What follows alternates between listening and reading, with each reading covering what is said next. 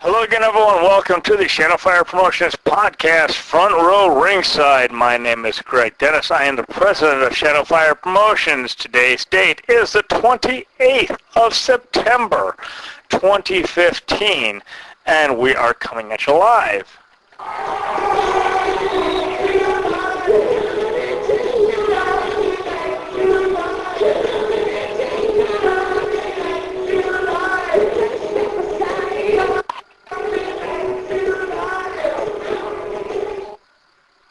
All right, so that was enough of that little sample of Tesla. I think we're allowed up to 15 seconds before the copyright people come after us. So there was your 15 seconds of Tesla. You're welcome.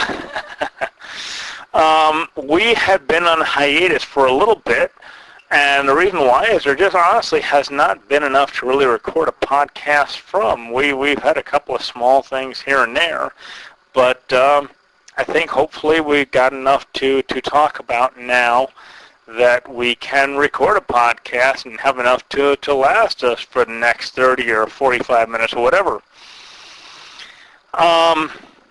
So first and foremost, for those who have not seen, yeah, this is a podcast, they've seen this.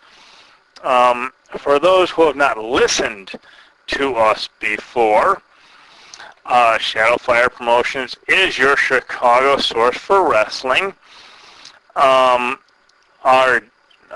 We have possibly the largest selection of pro wrestling merchandise of anyone, save for potentially WWE themselves. So that gives you kind of an impression of where we are and who we are. We are a pro wrestling and mixed martial arts media and memorabilia distribution company. And as stated, we probably have more different products than anyone save WWE themselves. We specialize in pro wrestling and mixed martial arts, but having said that, we do have branches that deal in other memorabilia.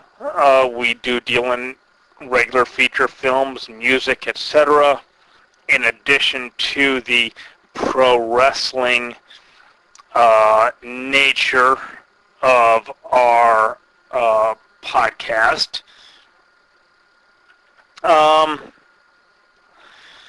So let's see, a couple of things to talk about. Not tons, unfortunately, but there are a couple of things. First and foremost, we would be neglect if we didn't go and talk about the fact that WWE had some seriously declining ratings on their programs of late. What is the cause? Who the heck knows? WWE tends to like to fly by the seat of their pants when it comes to their shows.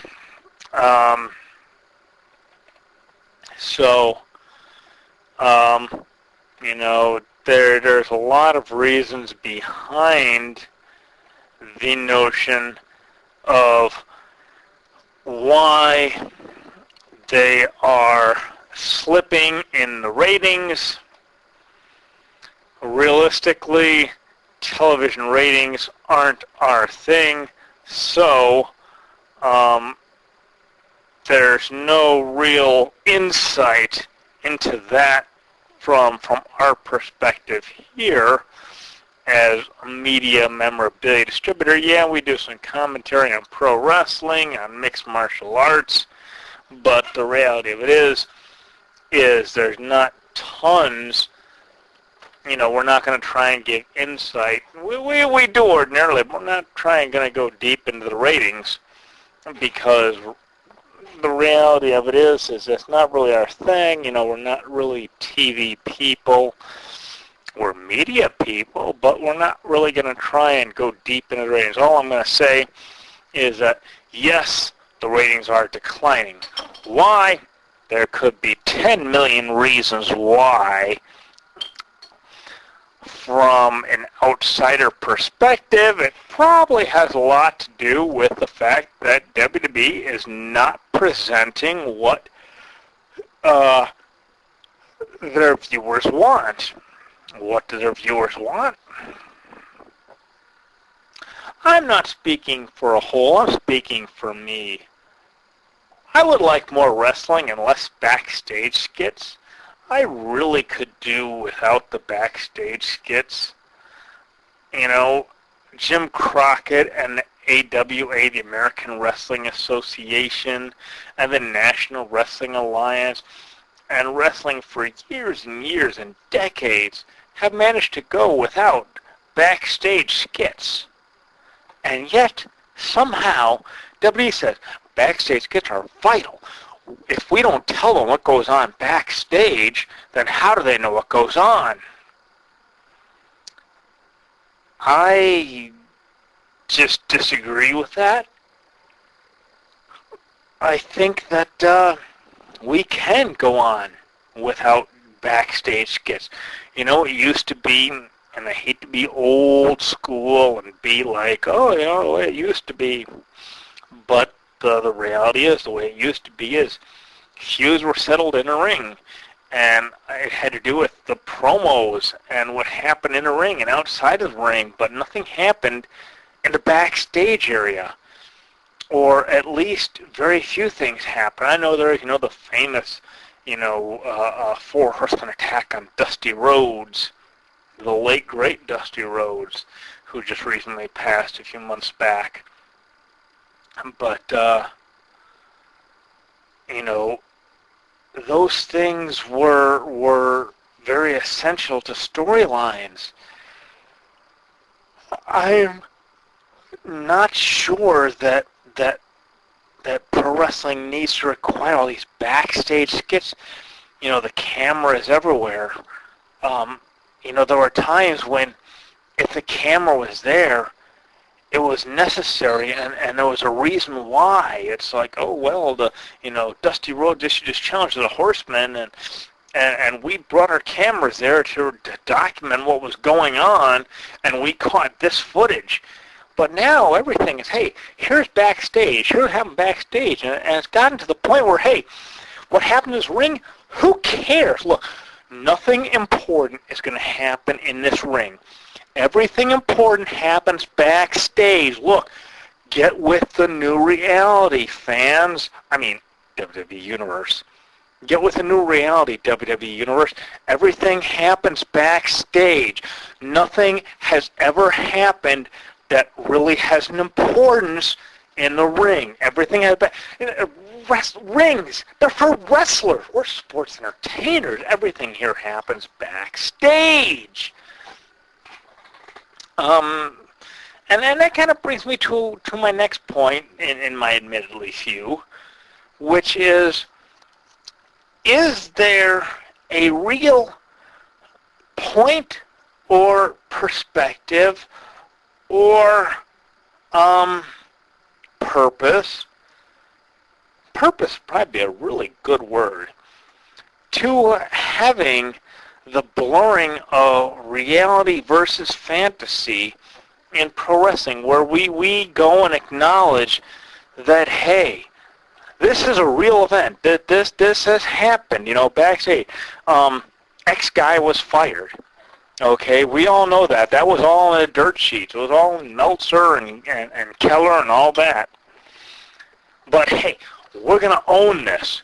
We're going to own this by turning this into a pro wrestling style angle and say, well, this disgruntled guy, he's coming on TV anyway, and he's going to threaten our men. Oh, you didn't own up to this particular phrase in my contract, so I'm coming back and I'm going to do this and that.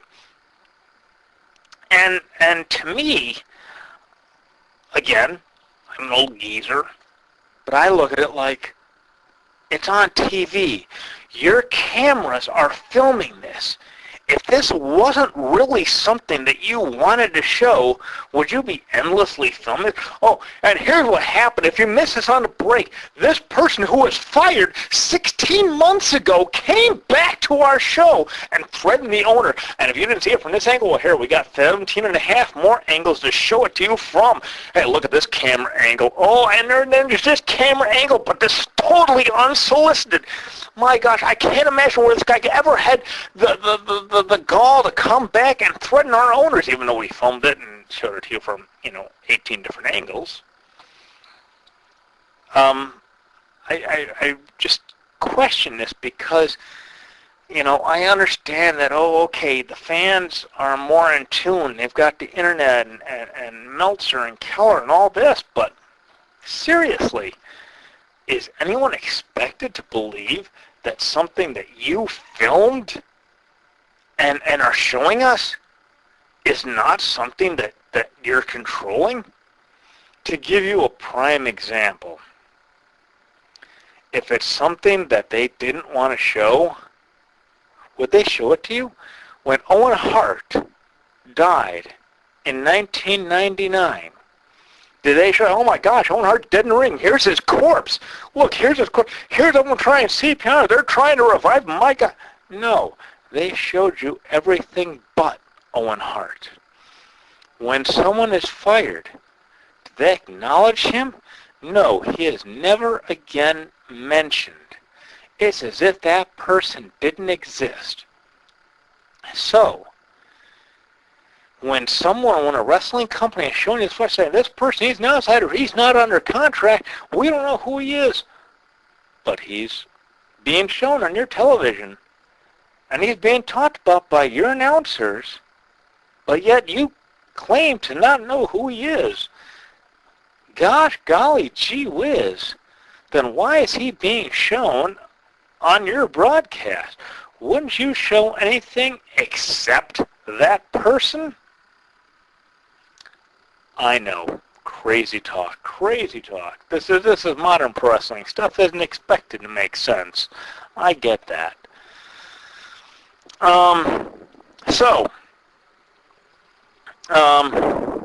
Let's talk a little further here. I'm gonna. No, actually, I take it back. I'm gonna go, and here's something that I found very, very interesting. And I wish I'd remembered where I found it from. But Dusty Rhodes, the late great Dusty Rhodes, again, passed away just recently, and Hulk Hogan in 1984. So we're going to go and join Sherman and Mr. Peabody in the Wayback Machine and go back to 1984.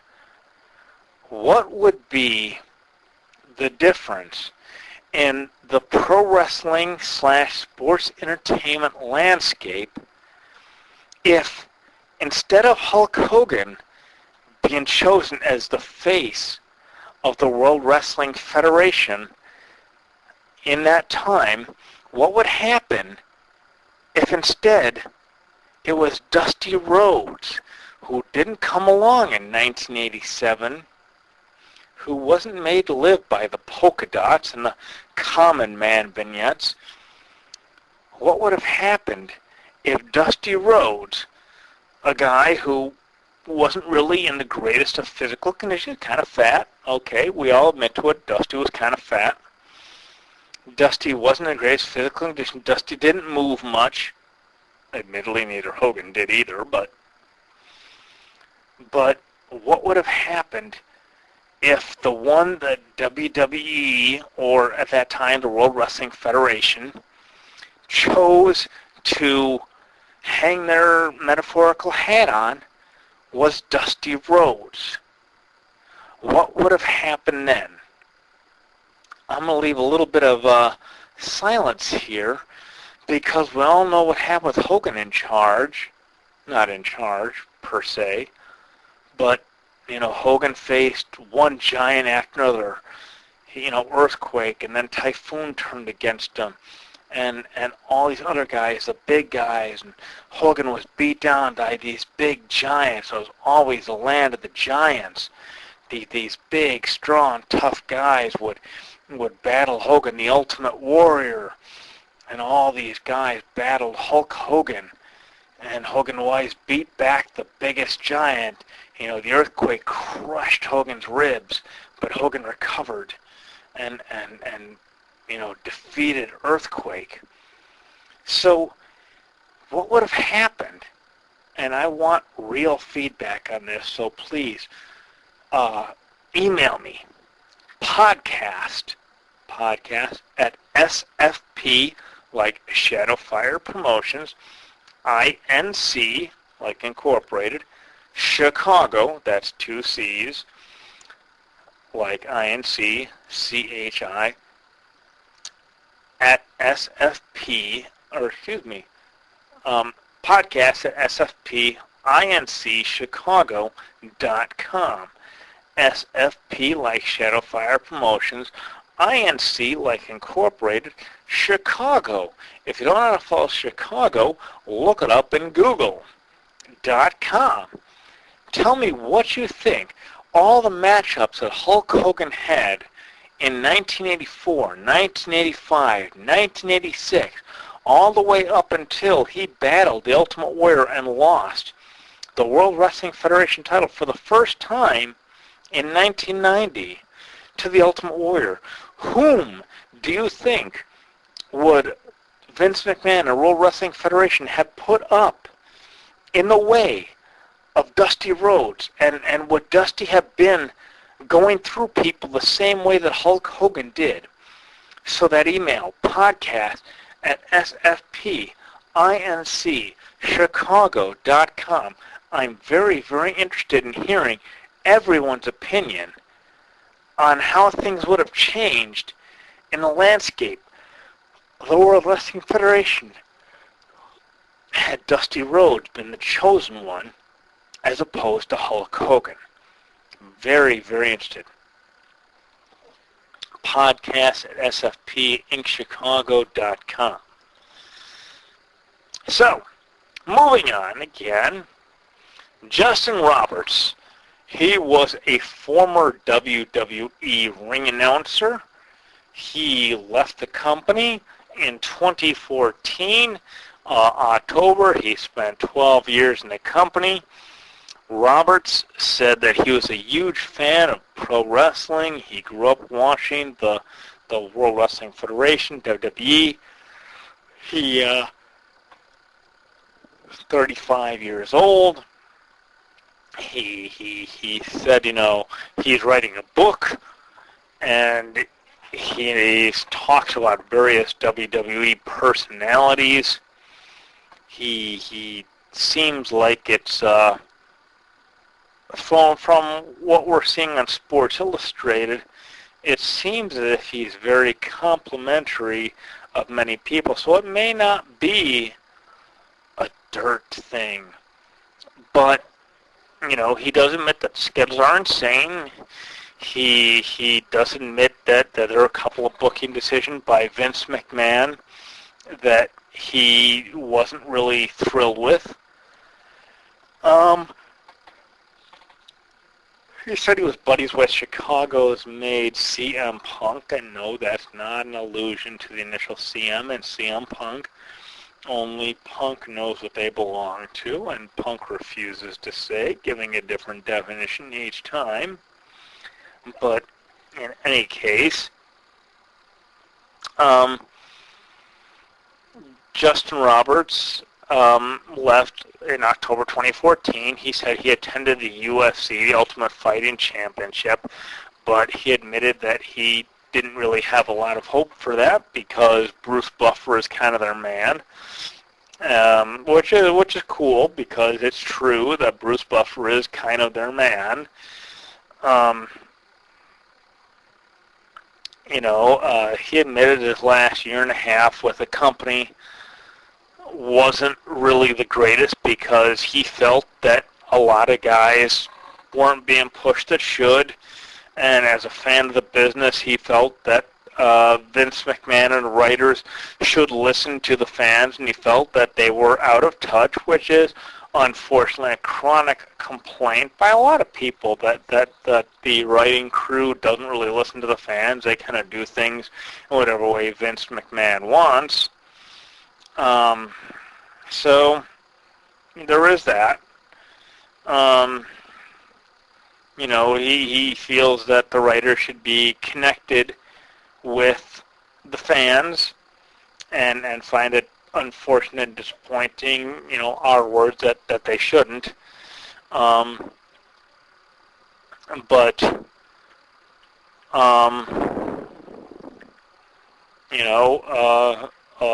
so we'll see. We'll see. He has expressed that Hunter Hearst Helmsley and NXT are told not to do things that guys that are currently on the WWE roster do. They're told not to say things that other guys do. They're told not to do things that got them over on the independent roster. They're basically told to just sit and wait until WWE, the main roster, is ready to do things. So that's pretty standard fare from what we've heard. The company will get behind you when they're ready to get behind you, and at no point sooner. So again, seems pretty basic as far as the wrestling product is concerned. So we've only got a few more things going on here. The one thing there's a couple of things on a personal level, because if you know this podcast, you understand that this podcast is more than just mixed martial arts, is more than just wrestling. There's a lot of, I'm not going to say a lot of, but there's some current events. There's a lot of military stuff. I am USMC veteran, so that is U.S. Marine Corps, if you don't understand. So there is some things that I want to go and discuss that are not necessarily things that are necessarily within the scope of what we always talk about. I like to talk a little bit about the military, and I like to talk about other things that, not as much as other people do, but I do talk about a couple things that kind of get my goat a little bit. What really grinds my gears, thanks for that, Peter Griffin. But one of the things that bugs me a lot in the military is military chaplains. In the military, the naval chaplains are a part of the naval service. They're usually ordained ministers in their faith, have an advanced degree, and of course, enter into the military to act as a chaplain in their faith. And the guidance that these chaplains provide is, again, in their faith. Now, I want to really focus on in their faith. And the reason I want to focus on that is because a lot of people seem to really want to throw a chaplain under the bus and say, well, he doesn't agree with my religious beliefs, so let's fire him. Let's get him out of office. Let's go and fire him from his duties, strip him of his military rank, and dishonorably discharge him from his duties. If only we could do that to our politicians more often, and have that happen to our politicians more often. But the end thing that I want to get across is a chaplain can only guide you in the rules and tenets of their faith. And their faith is the main thing that I want to get across here. So if you're a Jew and you're going to a Catholic chaplain and saying, please help me understand Rosh Hashanah and Yom Kippur, I understand these are high holidays in the Jewish faith. As a Catholic chaplain, I really would have troubles advising you in that capacity, because my religion is not Judaism, it's Catholicism. So I would have a lot of troubles in advising you, and as a chaplain, I would hope and expect, were I a military chaplain, that I could say, I am not really qualified to guide you on your spiritual journey in your faith, because my faith does not place an importance on these dates that do play that are that an importance is placed in your religion, which is Judaism. And the reason I choose these two diverse religions to speak on is because there's a lot of people that will go up to chaplain and say, well, gee, chaplain, I'm pregnant. What do I do? Well, if you're a Catholic chaplain, then in Catholicism, the notion of pregnancy between unwed partners is, to my understanding, sinful. The notion of unmarried sex to a Catholic, in my understanding, and it is sinful. And if you want to correct me, if my understanding of your religion is wrong, please email me, podcast@sfpinchicago.com. That's podcast@sfpinchicago.com.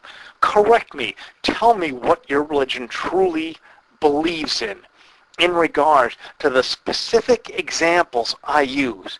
I will not hesitate to read your exact quotes in a future podcast.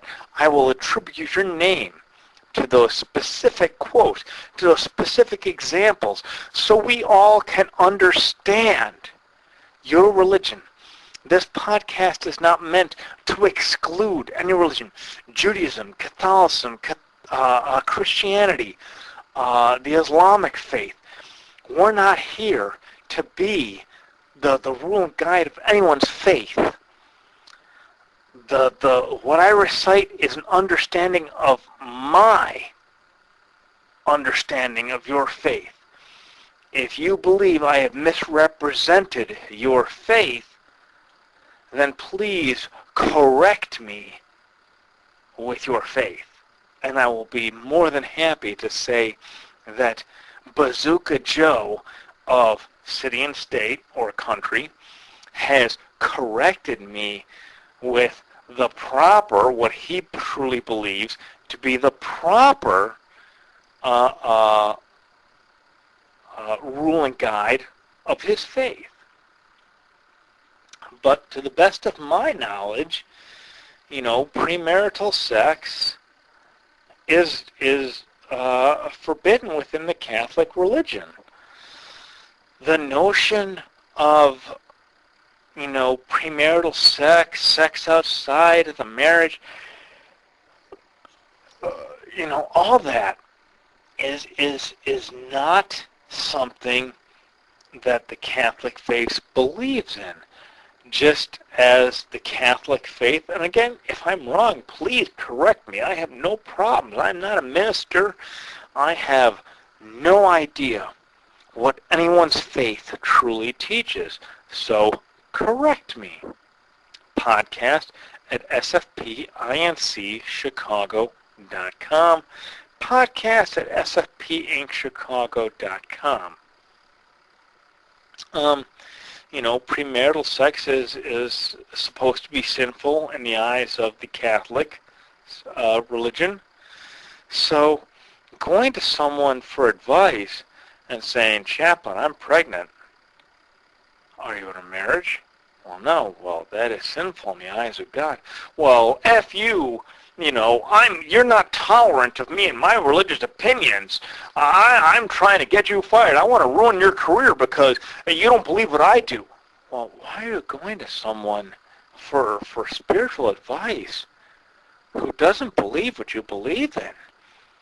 I find this whole thing really mind-boggling that someone would go to a spiritual leader who doesn't believe the same religious tenets that they do, and then when they're faced with spiritual advice that isn't what they want it to be, are going to go and say, well, hey, this doesn't jive with what I was taught, so I think that I should make sure that you're fired from your job because you don't believe what I believe in. And yeah, sure, I went to you knowing full well that you weren't what I thought you were, but hey, that's not really relevant here. What's relevant is me. This is kind of the me generation. What's relevant here is me. Sure, I went to you and you didn't follow my particular, religious tenets, but hey, it's all about me and what I believe. Who cares what you believe? We need to all believe what I believe. That's what's important here. And they'll go up to their commander and say, this chaplain, he doesn't believe what I believe, and he's intolerant of my religion. And of course, today's military being very I forget the expression, but they will immediately go and say, oh, well, this chaplain's intolerant. We need to be tolerant of the many different religious practices within the military. It's like, have you even bothered to say, hey, did you go to someone knowing that they don't believe, knowing that their religious tenets are not the same, but you went to them just the same anyway, to go and attempt to discredit their particular religious beliefs? It's besides the disingenuity of the whole thing, it's borderline offensive to me that I would ever go to someone that didn't believe what I believed in and then say, well, because you don't believe the same thing that I do, I'm going to go and make sure that you are get in trouble for that. I think that's awful disingenuous of someone to say, well, you don't believe what I believe in, and because you don't, I'm going to make sure you get in trouble. My final thing for this podcast, which is probably going to last just a little over 40 minutes or so, has to deal with online security. I am absolutely no expert whatsoever on online security. I'm barely an expert on physical security, and that's what I spent 2 years in the Marine Corps doing. But what I want to get across is the notion of, hey, create a password that has 16 letters, 7 numbers, all these fancy characters, and then, wait, you're not done yet. You have to create a password hint that isn't your actual password, but has relatively no reference whatsoever to your password. So tell me your mother's maiden name, the place you went to school, all these things. And it seems to me like, gee, things like my mother's maiden name is easy to figure out. If you've stolen my identity, then you've already stolen such an easy thing like my mother's maiden name. You've easily stolen the street that I grew up on. You've easily stolen um, um, you know, whatever the hell else is, what school I went to. Because these security questions that banks and everyone else says, these are important. If you tell us these, they will be so secure. But if someone steals your identity, they've already stolen this information from you. Because everyone asks the same thing. If you bank at, let's just say, X Bank, and X Bank says, tell us your mother's maiden name, the street where you grew up on, and your school that you went to school at.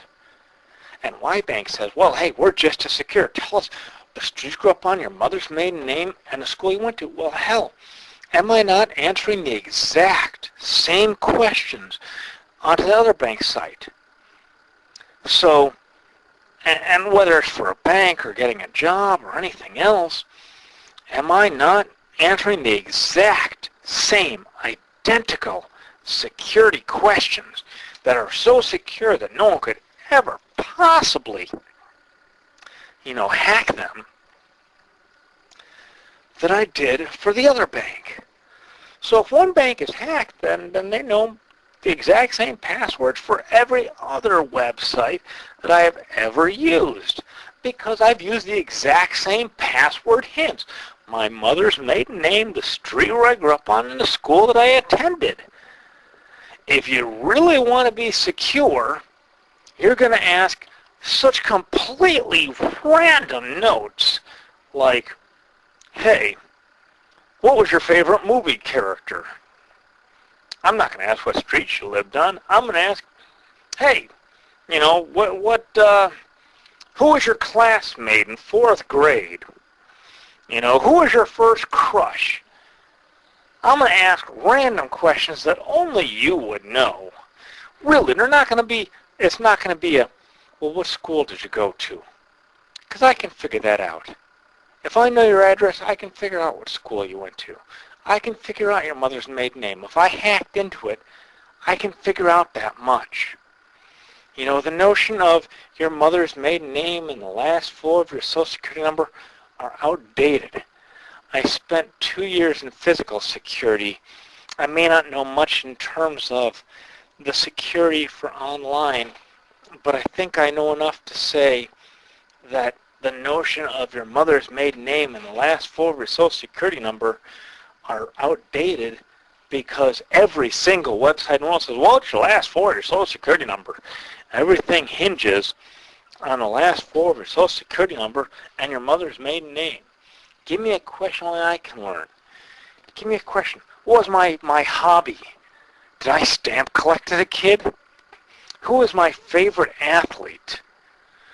What was the name of my first crush? If I have to write down and keep in a secure place the password and my security questions, then you're making it way more complex than it has to be. And I truly understand the notion of write down.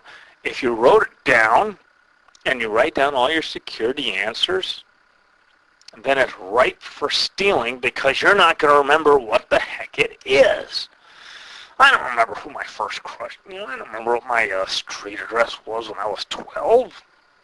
I don't remember who my mother's maiden name was, and I'm not going to give it to you. If I'm looking for a job, ooh, hey, look, jobs.com has asked for my mother's maiden name. Well, they must be secure. If I'm going to give my mother's maiden name and the last 4 of my social security, here, let me give you my mother's maiden name. I'll give you my full social security, because I think you should know that. That's important. Employers need to know my social security number.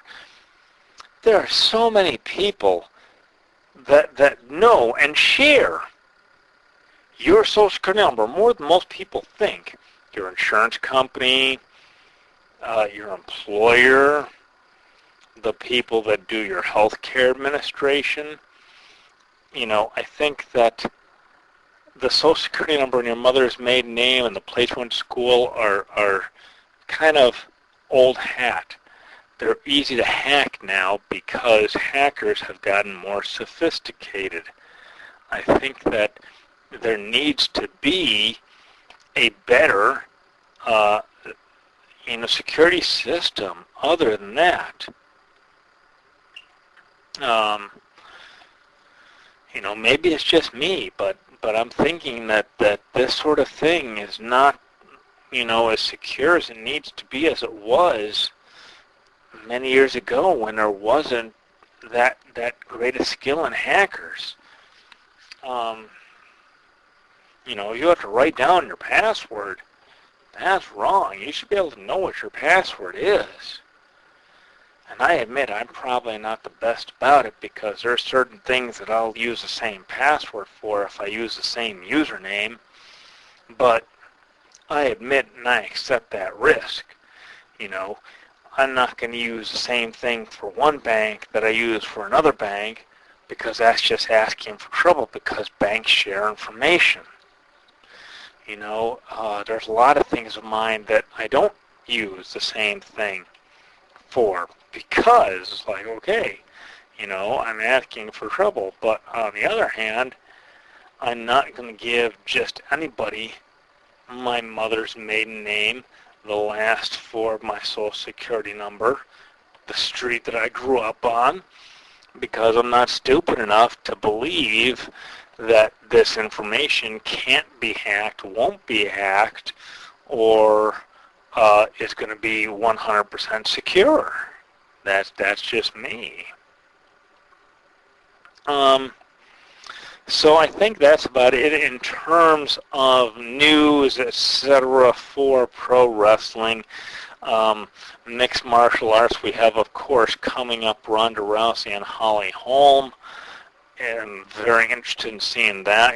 Holly being an expert boxer, it's not going to be someone that I see this fight being something where Ronda will punch out Holly Holm. I'm very interested in seeing what actually does happen in this fight. I'm not necessarily 100% sure that Holly is going to defeat Ronda, but I'm very, very interested in seeing overall what's going to happen. Ronda herself gave a press conference not terribly long ago where she said, hey, I can't go right at her and punch because she's got a reach advantage. She's a striker. She's a puncher. She's a boxer. I don't think it's going to be something where this is the wisest move I can make.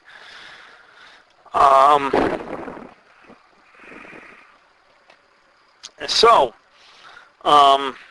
we're going to talk a little bit about our guests in the future. We've got Sunny the California Girl from Glow. We've got Roxy Astor from Glow, and Roxy, of course, a good friend of ours, as is Sunny. Roxy is, of course, promoting the Afterglow fan party. The Afterglow fan party, she kind of created it after the Glow documentary, which we do have available for sale. And she said, gee, not enough people really know what happened to all the Glow girls afterwards. Let's talk about what happened to the Glow girls. She recruited, on her own, she recruited as many Glow girls as she possibly could to come and join her in her own documentary.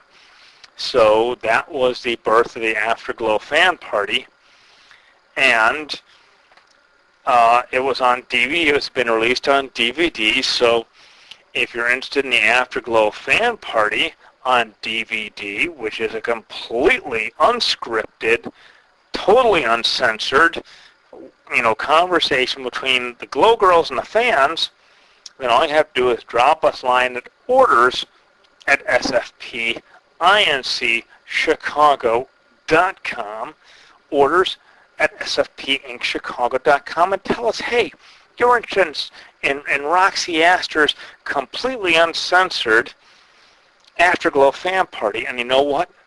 Extra added bonus, Roxy will personally autograph it for you. Not some simple stenciled, autograph, fake autograph to John, love Roxy. No.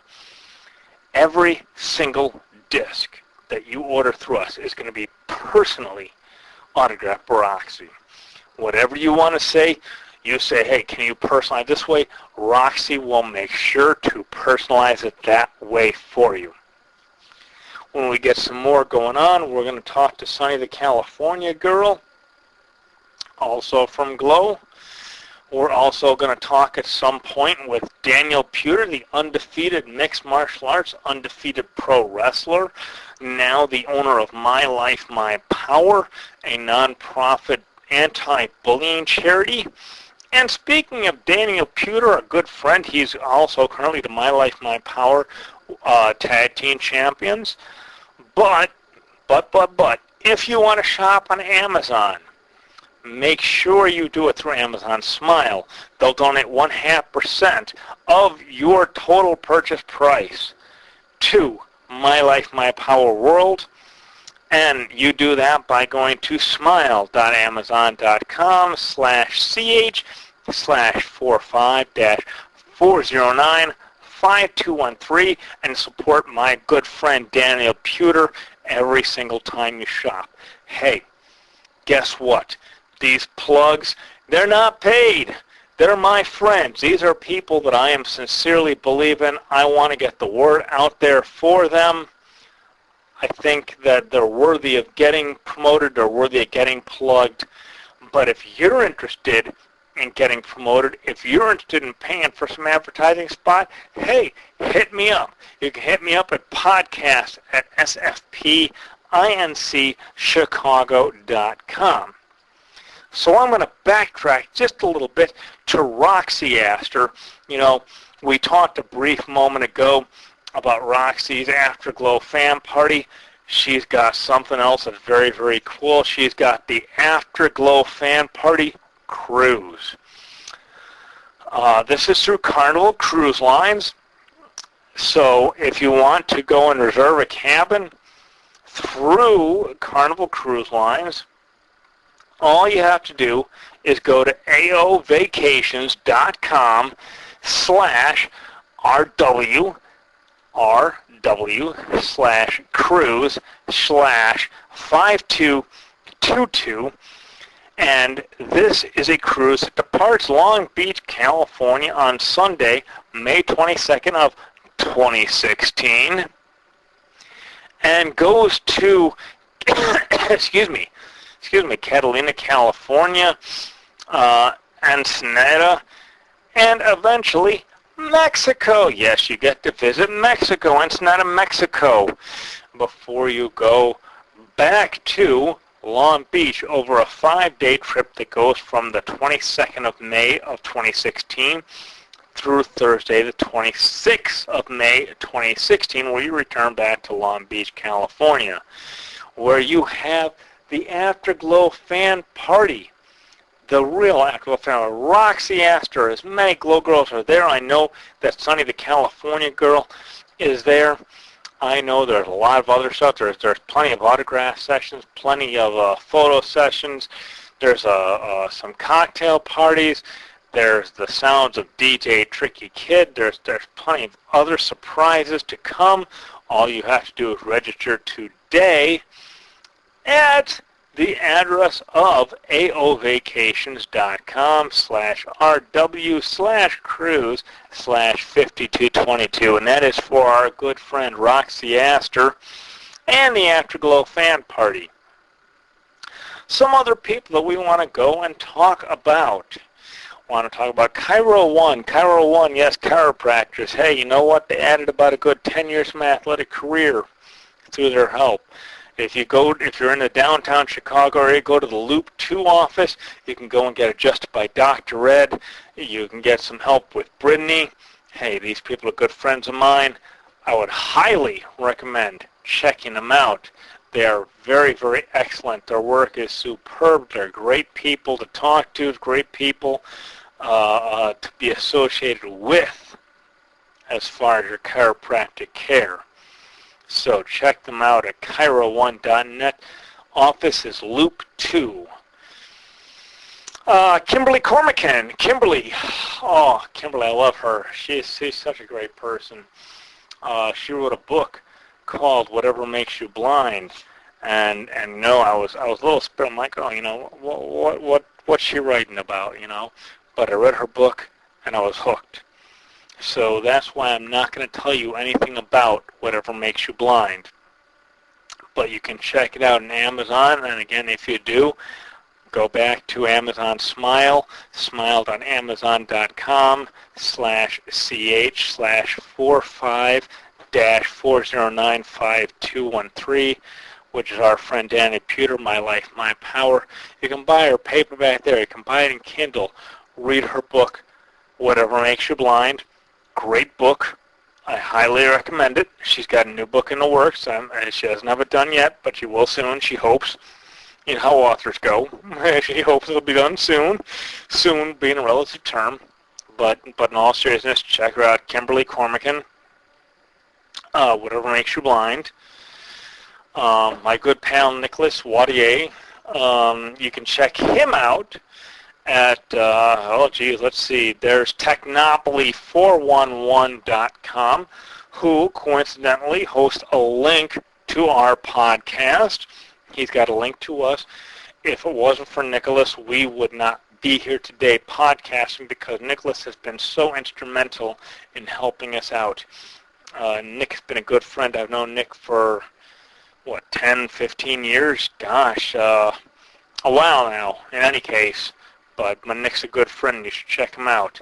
Speaking of good friends, check out, if you're looking for some classic rock, if you're looking for some good music, check out my good friends, the Wind Gypsies, GYPSYS, Wind Gypsies. Check them out. They're online, windgypsies.com. We've got Ray Class on the bass. We've got, I apologize, some brief technical difficulties here.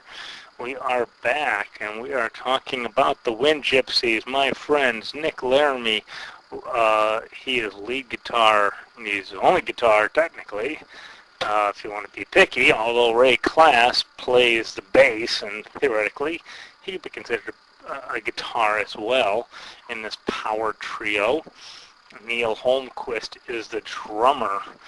This is a great power trio. They're more than just a cover band, though. You know, a lot of people talk about, they're just a cover band. But no, they got their own original stuff. They played with Jeff Healey. They played with Double Trouble. They played with Melville Blanc. Neil Holmquist, his son, actually plays with the band Kansas, which is terrific. So, they play with a lot of great bands. They play a lot of great tunes. They have a CD out, actually. You can order from their site, windgypsies.com. It's Wind, GYPSYS, gypsies.com. It's called Free to Ride Again. It's 9 tracks. It features the great songs, North Kenmore Blues, which is a song. It is a true story based on, what does Ray say? Based on lies and allegations, I think is his thing. There's Ode to DB, which is another great song. But yeah, you can get it on iTunes digitally. You can get it from the boys themselves. They got their schedule up. I am thrilled to see them at the Turkey Trot in Procell Park in Lincolnwood every year. They're good friends of mine. I've had drinks with them. They're terrific guys. They really are. And if you're a big fan of music, of classic rock, of independent rock, you really should talk to these guys. They are great men. They're super friendly. They're everything you could ever want in a band. They're my good friends again. They're really terrific. So now we come to the part in the show where we talk about, hey, my favorite thing, merchandise. Yes, merchandise. We get to talk about what's available. In a recent Facebook post, we talked about the WWE Tag Classics, which is a 2-in-1 DVD set. It's 2 separate DVDs, but it's marketed as one set, so it's kind of like a box set. In a particular issue, what I have, we're talking about the Great American Bash and Vengeance 2004. We also have plenty of other good stuff. You want to talk wrestling? We've got plenty of Coliseum video. We've got lots of box sets. We've got the Eddie Guerrero box set. We've got Edge. We've got Roddy Piper. The late, great Roddy Piper just passed away recently. We've got a box set signed by Roddy Piper himself. We've got a set, Bret the Hitman Hart, signed by Bret the Hitman Hart. We've got Brock Lesnar, Chris Benoit, Hard Knocks, the Chris Benoit story, Triple H, The Rock, the most electrifying performer in the world today, the most electrifying man in sports entertainment. Yes, we've got The Rock's set. We've got Stone Cold Steve Austin, Macho Man, John Morrison, Trish Stratus, Shawn Michaels, Mick Foley. Hey, we got Mick Foley. Hey, we got The Undertaker. The Undertaker's deadliest matches.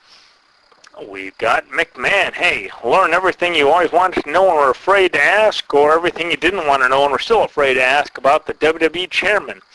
Plenty of WrestleManias. We've got, let's see, we've got Coliseum video. We got VHS. So I say, oh, VHS, VHS. Guess what, pals? The stuff that's on WWE Network is probably not the same thing you're going to see on Coliseum video. And the fact of the matter is, there's plenty of stuff not on Coliseum video that you're not going to see, or excuse me, plenty of stuff on Coliseum video you're not going to see on the WWE Network. And I guarantee you, there is nothing from the original World Championship Wrestling, nothing on the original Eastern Championship Wrestling, Extreme Championship Wrestling you will ever see on DVD. Oh, there might be the WWE re-release or something, but I guarantee you will never see full and complete cards from Extreme Championship Wrestling and World Championship Wrestling on DVD. The only way you're going to find it is through us, or you can try your luck finding it somewhere else. But you're almost guaranteed to find it through us because we have a good portion of it. Mr. Perfect, Raw, we got, hey, you know what? We've got plenty of Ultimate Fighting Championship. We have got the original UFC, the original Ultimate Fighting Championship on VHS. You will not find this in the UFC archives if you go to the Ultimate Fighting Championships website. You won't find it. You won't find the original UFC defeat of Kenny Shamrock. You're not going to find it. You're only going to find it through us. Well, you can try and find it on your own. Hey, good luck to you. You won't find it anywhere else. We got Pride. Hey, we got Pro Wrestling Iron. We've got the gorgeous ladies of wrestling. We've got so much mixed martial arts. We've got books. We've got Superstar Billy Graham's book. We've got Jerry Lawler's book. Hey, it's true. It's true. We've got Kurt Angle's book. We've got World Championship Wrestling books. We've got Matt Hardy's book. Rey Mysterio's book. Hey, Behind the Mask. You want to talk what it's like? Behind the Mask? Well, let's talk about Rey Mysterio. We've got comics. We've got plenty of issues of Silver Surfer Volume 3. We've got Superman. We've got DC Comics. We got some Batman. We've got Cops. If you remember the 1980s series Cops, we have some issues of that.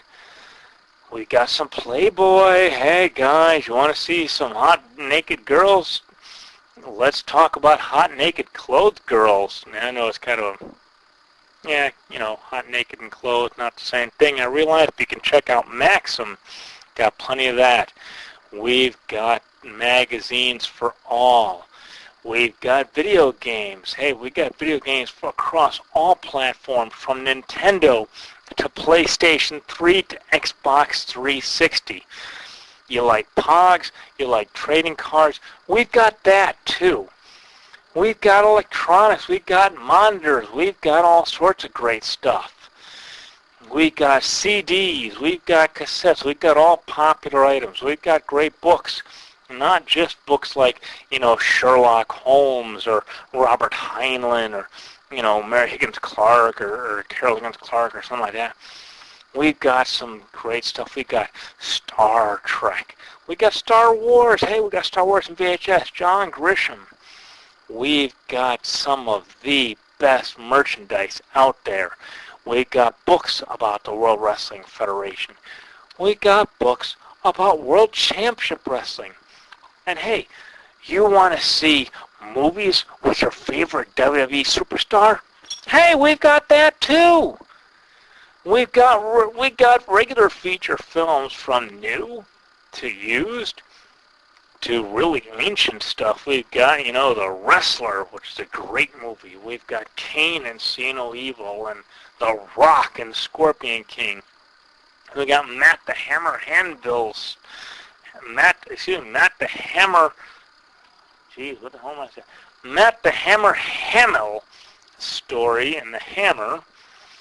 We've got some great DVDs now. We've got the Blue Collar Comedy Tour. We've got Ready to Rumble. Hey, you want to see Jack Black and Nacho Libre? You like comedy? We've got that. Drama? Hey, Bond, James Bond, 007. We got the Ultimate DVD editions. We've also got virtually every single James Bond film on VHS. We got Saturday Night Live with Will Ferrell. We've got Chris Farley, Christopher Walken. We've got He-Man and the Masters of the Universe. We've got some shoot interviews. We've got lots of stuff. We've got Frontier Martial Arts Wrestling. Again, Coliseum Video. You're not going to see a lot of this stuff anywhere else except on Coliseum Video, which means us. Hey, you want to see extreme pro wrestling? You want to see blood and guts hardcore?